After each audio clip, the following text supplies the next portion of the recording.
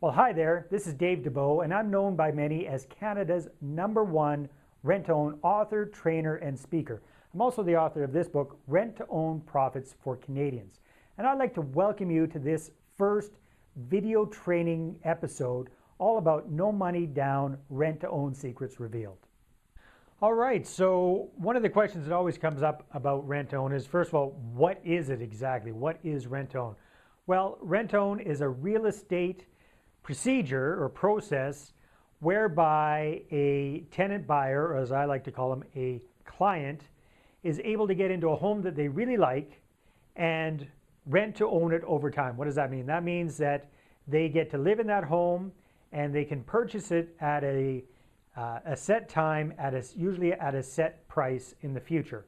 And quite often the way the deals are structured is a portion of their rent is either credited towards their down payment when they purchase the property, or it is taken off the final purchase price at the end of the deal. So in either case, they're able to pay in towards buying the property over time during the term of their lease. The other thing that's very, very cool about this is it's a way for them to get into a home now instead of having to rent and save up.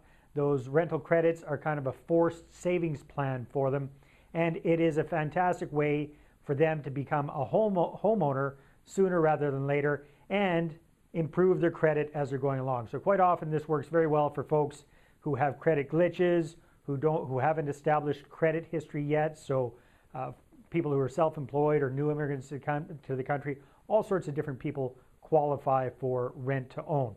Now, that's what rent to own is. The other question is, why is rent to own so popular? Well, from a tenant buyer or a client's point of view, it's very, very popular because they're able to get into a home they really like now and have a specific time and a final price to buy the home. Plus, they get to save up their down payment or reduce the price of the home over time while they're building up their credit so they can qualify for traditional financing at the end of the term. What's in it for the rent-to-own investor or for the property owner? Lots. First of all, quite often we're getting a large deposit up front, much larger than a traditional damage deposit, talking about $5,000, $10,000, $20,000 or more. The other big thing is these folks are getting higher than market rents for these properties because, again, if you're giving back rental credits, they're quite often charging above market rents for that property. And there are minimal tenant and maintenance issues. These folks that are getting into these deals are not traditional tenants. They are what we like to call homeowners in training.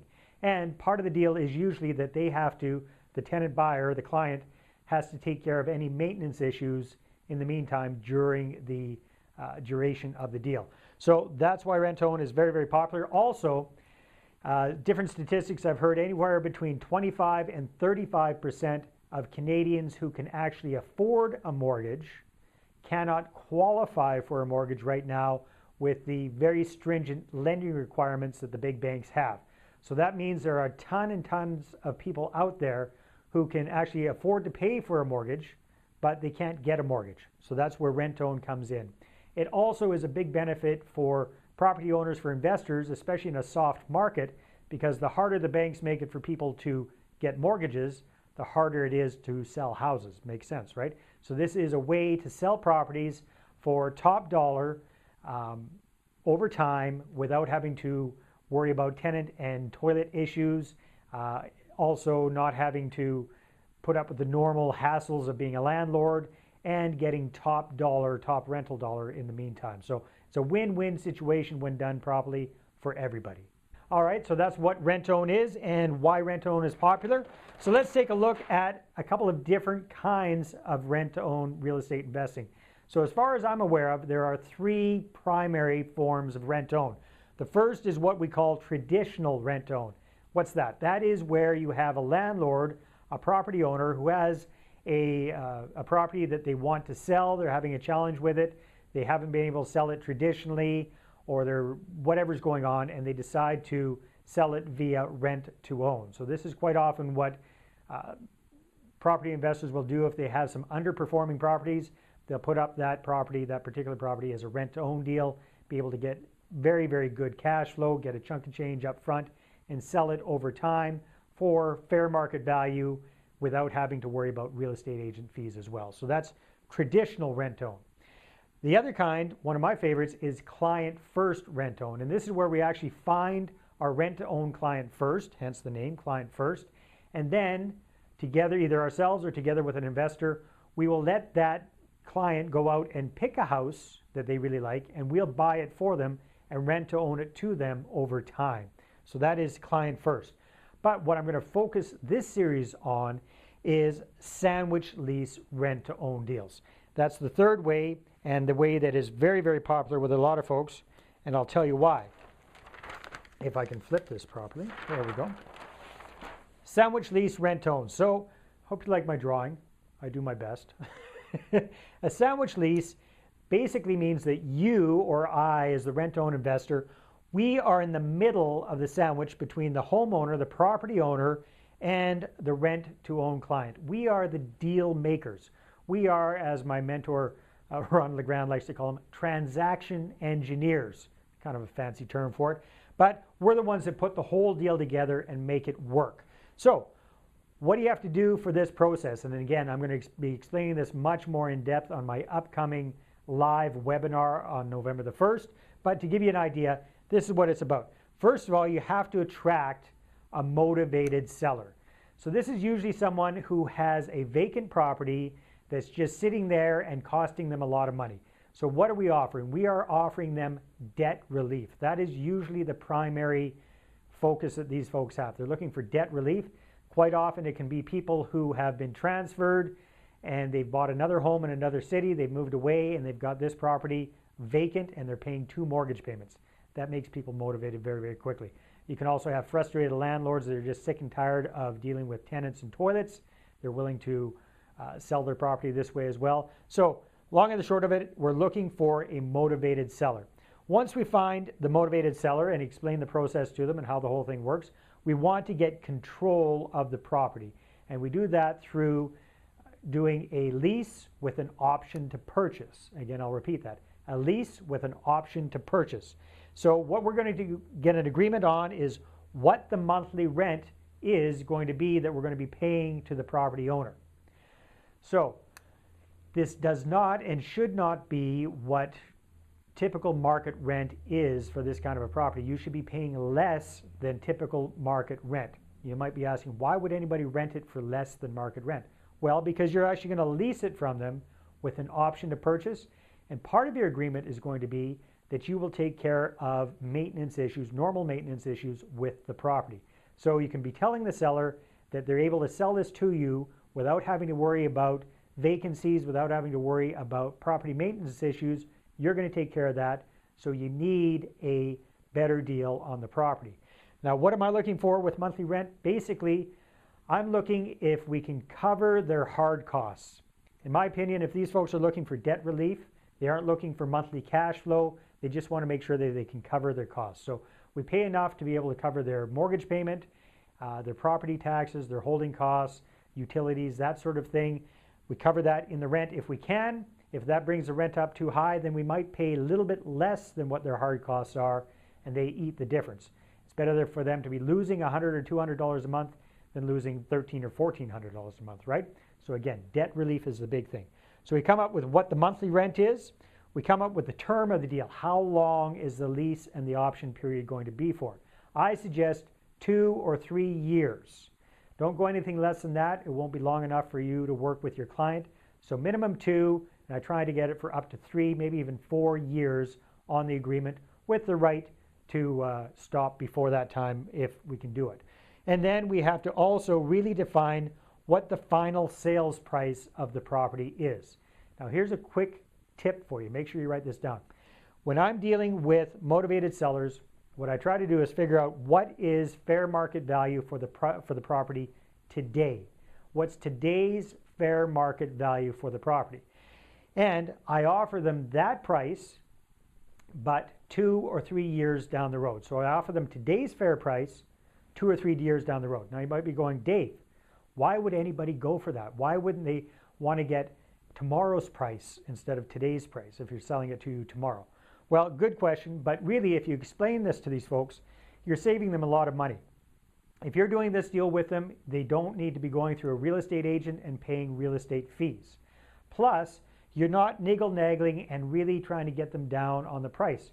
You're agreeing to pay them a fair market price. You're not trying to steal the property from them. You explain to them 2 or 3 years down the road, yes, they might ask for an extra $15,000 or $20,000 or whatever it is more than today. However, by the time you take out real estate commissions and the normal niggly-naggly negotiations, they're going to be getting about that same price anyhow. So it's really quite easy to convince them of that, unless it's a super hot market that's going up leaps and bounds. Okay, but again, we're dealing with motivated sellers who are looking for debt relief. This usually is not a problem. So we figure out what the rents are going to be, what the length of the term is going to be, what the final sales price is going to be. We tie up the property with a lease and an option to purchase. Make sure that you register your option to purchase with land titles. And again, we'll get into this more in depth in the webinar training, but you want to protect your position on the property, and that's what does it, is registering it with land titles. Okay, so we've got the deal tied up, we've got the motivated seller, we've got the property, we've got the legal contracts in there. Now what we're going to do is we're going to find ourselves a tenant buyer for this deal, a client, as I like to call them, a rent-to-own client. So we go out and we attract qualified prospects for this. We show them the property. We find the folks who we feel are the best match for this property. And then when we find somebody that fits and they like the property, we're going to get what we call a non-refundable option fee up front. Now, this can vary. It depends. I would say you don't go for anything less than $5,000. You can go all the way up to $20,000, whatever you can negotiate. But the more skin in the game they have, the more likely they are to finish the deal. Okay, so at least $5,000 up front. And again, we're going to be getting outstanding monthly cash flow. So if we're paying the property owner a monthly rent of, let's say, $1,400, we very well could be charging our tenant buyer $2,000 or $2,100 a month, and that $600 or $700 difference there is monthly cash flow in our pocket. All right, and all the while we're doing these deals with no traditional tenant and toilet hassles. Part of our arrangement with our clients is that they're going to be responsible for the maintenance on the property. So if they get a plugged toilet at 3 o'clock in the morning, you're not going to hear about it. I'm not going to hear about it. It's their responsibility. And remember, these are not traditional tenants. They are homeowners in training. All right, so we're getting money up front. That's going to apply towards their down payment or off the purchase price at the end. We're getting outstanding monthly cash flow. Part of that's going to be credited back to them at the end of the deal in the way of rental credits, and that's how they build up their down payment during the deal. Okay, so that is what a sandwich lease is in a nutshell. And if you like that information, you're going to love the free training webinar I've got, No Money Down, Rent-Own, Real Estate Secrets Revealed, how to make big, fast rent-own profits with no money, no investors, no credit, and very little to no risk. And this is happening on Thursday, November the 1st, starting at 6 p.m. Pacific. That's 7 p.m. Mountain and 9 p.m. for you folks out east. And if you haven't already registered for this, please go to nomoneydownr2o.com. nomoneydownr2o.com. What are we going to be covering on this first ever educational webinar? Well, this is the first time I've actually gone deep dish and really in depth into sandwich leases and how this works. So this is going to be a very hands-on training webinar. We're going to go over sandwich leases, definitions, and how the profits work. We're also going to be talking about how to attract the right kind of sellers, how to create the best deals for us and for our clients. My best old school marketing trick. Now this is very, very cool. This was worth over $100,000 to me when I was doing my 18 flips in 18 months. It's something that nobody does. It's a great, great way to attract motivated sellers. And this is the first time I'm ever going to be teaching this on a free call. So make sure you watch out for that. I'm going to show you how to structure your deals to maximize your profits and minimize your risk. And I'm going to share the number one newbie mistake I see a lot of uneducated rent-own investors making time after time. And I see a lot of experienced landlords and experienced real estate investors who get involved in rent-own making this mistake over and over and over again and screwing up their deals. So you definitely want to watch that, plus much, much more. Again, that's November 1st, 6 p.m. No money rent to own, or sorry, no money down R2O.com. Look forward to talking to you on the next training video. Thanks.